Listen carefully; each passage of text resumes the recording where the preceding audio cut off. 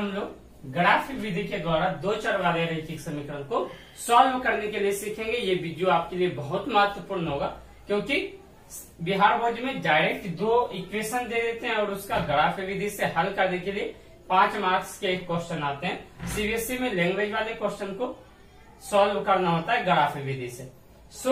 अभी हम लोग ये समझेंगे कि कैसे हम लोग ग्राफ विधि से क्वेश्चन को हल करते हैं। तो चलिए स्टार्ट करते हैं। हमारा पहला इक्वेशन क्या है, x + 2y = 5 और 3x, दूसरा इक्वेशन 3x + 2y = 11। ठीक, तो अब क्या करेंगे, ग्राफ विधि से हल करने के लिए क्या करते हैं, सबसे पहले कि एक सारणी बनाते हैं, टेबल बनाते हैं उसके वैल्यू का कि क्या क्या संभव हो सकते हैं। और हम लोग जानते हैं कि जब सिर्फ एक रैखिक समीकरण रहेगा तो उसके अनंत हल हो सकते हैं, मेनी सॉल्यूशन हो सकते हैं। दो चर वाले जब एक रैखिक समीकरण होंगे तो उसके अनंत हल होंगे। तो जब एक रैखिक समीकरण सिर्फ एक का बात करेंगे तो इसके भी अनंत इनफाइनाइट नंबर ऑफ हल निकल सकते हैं और इसके भी इनफाइनाइट नंबर ऑफ हल निकल सकते हैं। लेकिन जब इस दोनों समीकरण को एक बार सॉल्व करेंगे तो 3 कंडीशन हम बता चुके हैं। संगत होने पर या तो एक हल होगा या तो अनंत हल होगा। असंगत होने पर दोनों ग्राफ क्या होते हैं, समांतर। एक हल होंगे तो दोनों एक दूसरे को क्या करेंगे, दोनों ग्राफ दोनों जो इसका इक्वेशन का जो आएगा, हमको सॉल्यूशन जो आएगा स्ट्रेट लाइन के फॉर्म में, वो दोनों एक बिंदु पर कट करेंगे। और जब इनफाइनाइट नंबर ऑफ सॉल्यूशन होंगे तो एक ही स्ट्रेट लाइन आएंगे, उसी पे ये दोनों समीकरण मतलब शो करेंगे। ठीक, ये हम आपको संगत असंगत जो सबसे पहला वीडियो है आपको यहाँ मिल जाएगा। आप नहीं देखे होंगे तो पीछे के सारे वीडियो को कवर कीजिएगा, ये बहुत अच्छे से समझ में आ जाएगा। तो अब ज्यादा देर ना करते हुए हम सीधे इस क्वेश्चन को समझने का प्रयास करते हैं। क्या x + 2y = 5। और जब आप ध्यान रखना, जब भी क्वेश्चन सॉल्व करेंगे तो डायरेक्ट टेबल नहीं बना देंगे, पहले एक मान निकाल के दिखाएंगे कि हाँ हमको मान निकालने के लिए आता है। और टाइम बचने पर ये जरूर करेंगे कि एक मान निकालेंगे। अब टाइम नहीं है और आपको पता है कैसे निकाला जाता है तो आप कर सकते हो, लेकिन टाइम रहे तो आप प्रयास करना कि एक सॉल्यूशन निकाल के दिखाएं। अब क्या है, x + 2y = कितना है, 5। हम मानते हैं कि माना कि x = 1। x बराबर कितना, 1। ठीक, अब x = 1 होगा तो x की जगह पे कितना लिखेंगे, हमारा 1 + 2y = क्या हो गया, 5। तो 2y = क्या हो जाएगा भाई, 5 - 1 क्या आ गया, 4। 2y = क्या आ गया, 4। तो y = क्या आएगा, 4/2 कितना आ गया, 2। y का मान कितना आ गया, 2। अब एक ही मान निकालना है, एक समीकरण के लिए एक मान। तो लिखेंगे समीकरण एक के लिए सारणी। जैसे एक मान निकल जाएगा फिर लिखेंगे समीकरण एक के लिए सारणी। तो क्या करेंगे, एक टेबल बना लेंगे, इसको सारणी हिंदी में क्या बोलते हैं, ये टेबल फॉर्म में होता है उसको बोलते हैं सारणी। और इसमें क्या लिखेंगे, चर कौन कौन है, x और y के फॉर्म में। तो x, दूसरा क्या है, y, और ये क्या हो जाएगा, x, y। x, y इसी के लिए लिखते हैं, कोऑर्डिनेट हमको पता चल जाएगा। हम x का मान 1 रखे तो y का मान कितना आया भाई, 2। और ये कोऑर्डिनेट क्या हो जाएगा, 1, 2। कोऑर्डिनेट के बारे में थोड़ा बहुत तो आप जान ही रहे होंगे, 9th क्लास में जब पढ़े हैं, 10th में बहुत अच्छे से पढ़ेंगे कोऑर्डिनेट ज्योमेट्री को। अब देखो, अब अपने मन से मान रखना है हमको, फिर x का दूसरा मान। अब देखो क्या करना है, आपके पास बुद्धि होना चाहिए कि एक यदि लिए है ना, तो यहाँ देखो कितना है, 2 है। तो क्या करते जाना, जो जैसे जिसका मान आप लिख रहे हो, ठीक, तो पहले मान में y के गुणांक को जोड़ते जाना। तो 1 और 2 कितने हो गए, 3। अब x का मान कितना रखे, 3। तो 3 इधर प्लस में उस तरफ जाएगा तो क्या हो जाएगा, माइनस। तो 5 -3 क्या हो गया, 2। तो 2y = क्या हो जाएगा, 2। 2y = 2। इधर 2 गुना में है, उस तरफ जाएगा तो भाग में। तो y का मान कितना आ गया, 1। ये क्या हो जाएगा, 3, 1। आप आराम से सुनना और ध्यान से समझना। अब क्या करेंगे, आप घटा भी सकते हो, कोई जरूरी नहीं कि आप 2 जोड़ेंगे। अब किसी को प्लस में ही आंसर लाना होगा, कि प्लस वाला ही सारा मान लिखें, तो 3 में और 2 जोड़ देगा तो कितना हो जाएगा 5। हम लेकिन क्या करेंगे, 1 में 2 घटा देंगे, तो 1 में 2 घटाएंगे तो क्या होगा -1, -1 रखे, तो ये माइनस वाला उधर जाएगा तो क्या हो जाएगा प्लस। तो 5 और 1 कितने हो गए 6 हो गए, तो 2y = 6, तो y के मान कितने हो गए 3। तो इसका सॉल्यूशन क्या गया -1, 3 सॉल्यूशन निकालना है हर एक दोनों समीकरण का, कितना सॉल्यूशन 3। तो देखो बच्चों अब दूसरे समीकरण को सॉल्व करने के लिए क्या करेंगे कि अब देखेंगे, थोड़ा सा बुद्धि लगाना है अपने समीकरण में कि क्या x का मान रखें कि वो ये जो है 2 से पूरा विभाजित हो जाए। अब देखो x का मान 1 रखते हैं, मान लेते हैं 0 रखो, पहले समझो ध्यान से, 0 रखेंगे तो 3 गुना 0 कितना हो गया 0, तो 11 में 0 घटा देंगे तो क्या हो जाएगा 11, तो 2y बराबर क्या आ गया 5.5। ये भी हो सकता है, ठीक, हो नहीं सकता है, ये भी एक होगा, लेकिन ज्यादा डेसिमल में यदि हो जाएगा तो ज्यादा उलझाऊ हो जाएगा। 5.5 तो सही है, 2 मतलब आधा आए तो सही है, बहुत छोटा हो जाएगा तो फिर आपको पॉइंट डिनोट करने में परेशानी होगा। तो हमेशा आप प्रयास एक ये करना कि कोई भी नंबर जो चाहे x का लेंगे तो वो तो पूर्ण संख्या लेंगे, y का भी जो मान निकले ना वो पूरी संख्या में निकले, मतलब पूर्ण संख्या में निकले, या जैसे इंटीजर बोलूं कि इंटीजर में निकले वो, ठीक। तो इसके लिए क्या करेंगे, हम लेते हैं, आप 0 रख सकते हो, x बराबर चलो ले लेते हैं 0 रखने पर 3 गुने 0 प्लस 2 y बराबर क्या हो जाएगा भाई 11। 3 गुने 0 क्या हो गया 0 प्लस 2y = क्या आ गया 11, तो 2y = क्या आ जाएगा 11, y = क्या आ गया 11/2, मतलब 5.5। यही हमको 5.5 नहीं ला करके कोई मतलब इंटीजर लाना होता तो हम क्या करते, अभी हम देखते हैं। पहले लिखो इसको, समीकरण 1 के लिए सारणी क्या लिखेंगे, समीकरण 2 1 के लिए तो बना चुके थे, समीकरण 2 के लिए सारणी, यहाँ क्या लिखेंगे समीकरण 2 के लिए सारणी। और ये जो एक मान निकला ना, इसी मान को रखते हुए एक सारणी टेबल बनाएंगे।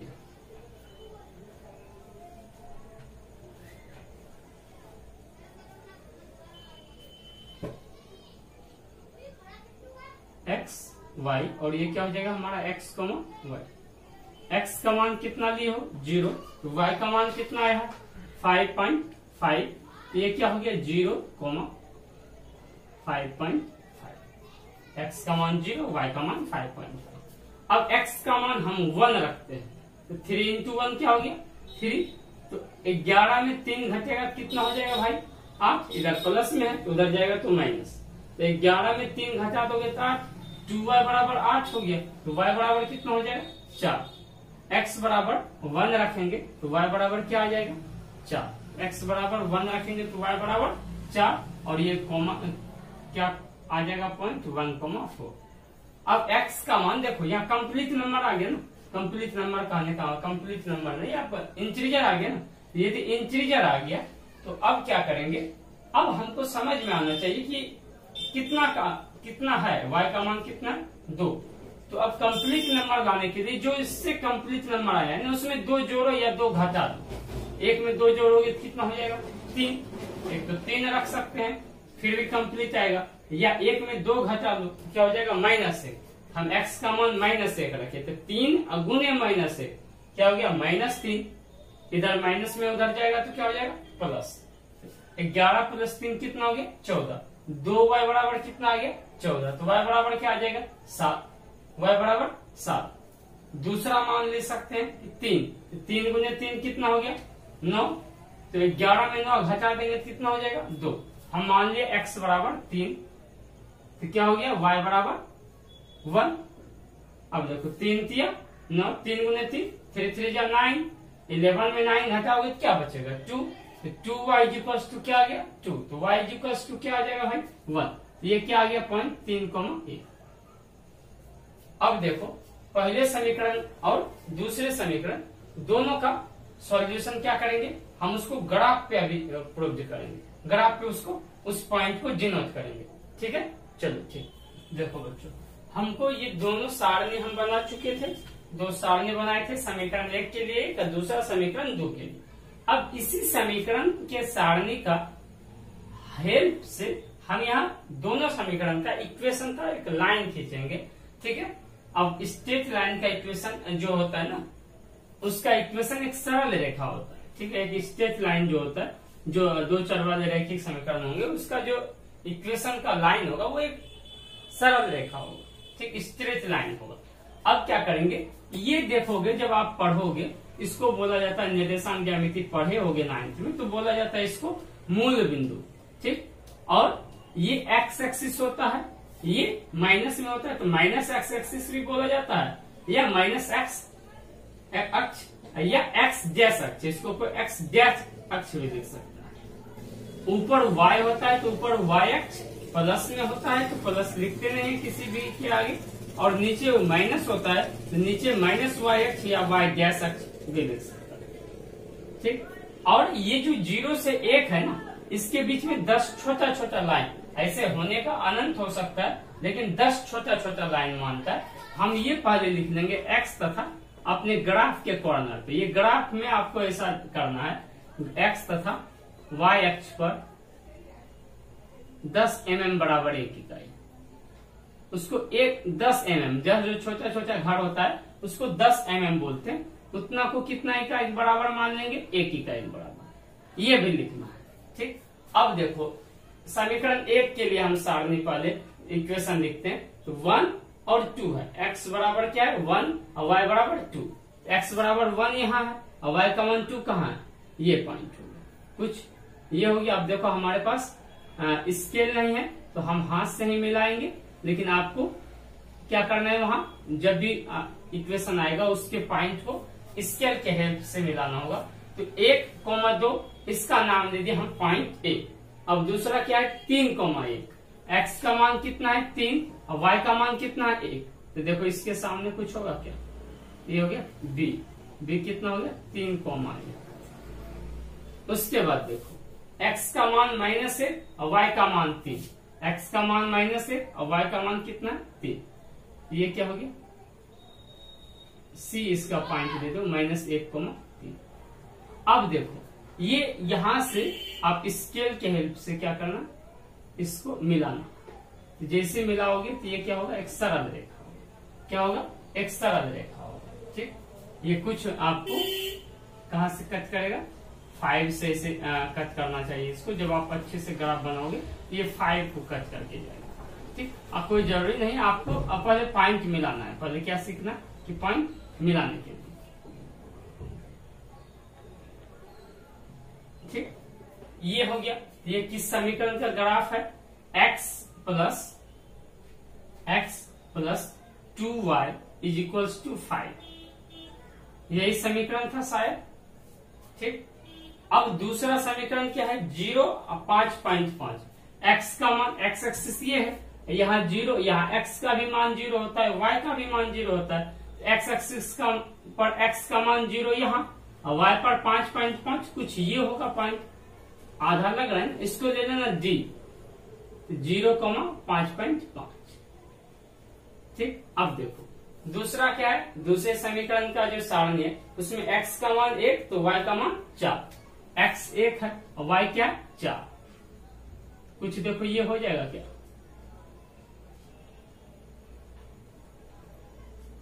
ये क्या हो गया 1,4, ये ई, इसको क्या पॉइंट, कौन सा पॉइंट मान लेंगे, ई।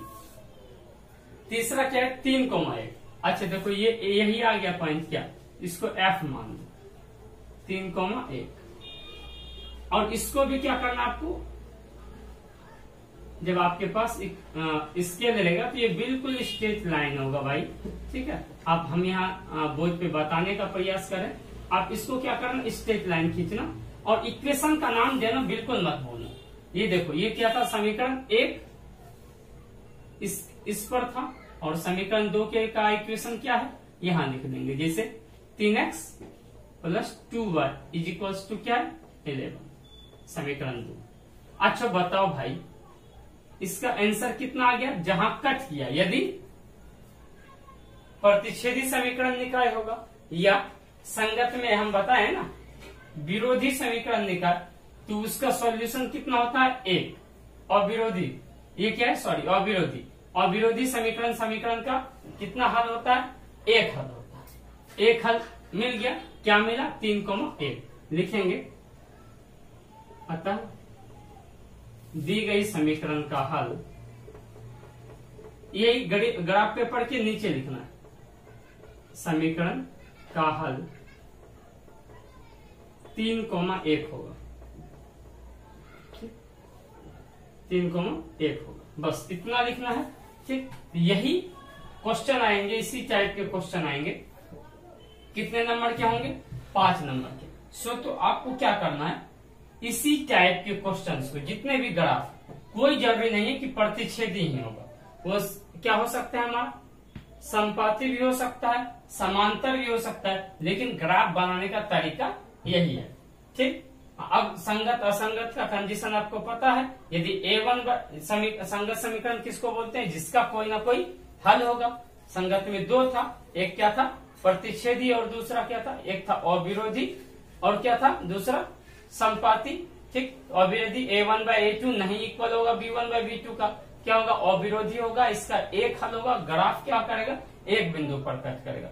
संपाती A1/A2 बराबर B1/B2 बराबर C1/C2, हम बता चुके हैं पहले वीडियो में ABC क्या है। ठीक है, उसको समझने का प्रयास कीजिएगा। तीनों बराबर होगा तो संपाती होगा, और ग्राफ एक ही लाइन पे दोनों इक्वेशन आ जाएंगे। और आश्रित और लास्ट जो हमारा समांतर या असंगत समीकरण जिसका कोई हल नहीं होता है, उसमें A1/A2 बराबर होता है B1/B2 का, लेकिन C1/C2 के बराबर नहीं होता है, और उसका कोई हल नहीं होता है। उसके ग्राफ क्या होते हैं, समांतर होते हैं। इस चीज को ध्यान में रखना है। आगे अब जो क्वेश्चंस बचे हैं, लैंग्वेज वाले क्वेश्चंस बचे हैं, या कुछ इंपोर्टेंट प्रॉब्लम्स बचे, वो सारे, या आपको कुछ परेशानियां होगी जिस क्वेश्चन को लेकर के, वो सारा क्वेश्चंस हम प्रयास करेंगे 1 से 2 वीडियो में। हो सके तो एक वीडियो में, यदि बड़ा वीडियो बनाना पड़ेगा तो 2 घंटे लगभग लगेंगे, तो एक वीडियो में उसको कंप्लीट कराएंगे, या तो 2 से 3 वीडियो में हम उसको धीरे धीरे, जैसे ये कंप्लीट करा दिए, कराने का प्रयास करेंगे। आपका 8 से 10 नंबर का सिलेबस हो गया। तो बच्चों, यदि आपको अच्छा लगा हो तो अपने दोस्तों तक जरूर शेयर कीजिएगा, उनको भी कुछ ना कुछ हेल्प हो जाए पढ़ाई को लेकर के। ठीक है, बाकी बहुत बहुत धन्यवाद। आप भी देखिए, दूसरे को भी लाभ पहुंचाइए। धन्यवाद।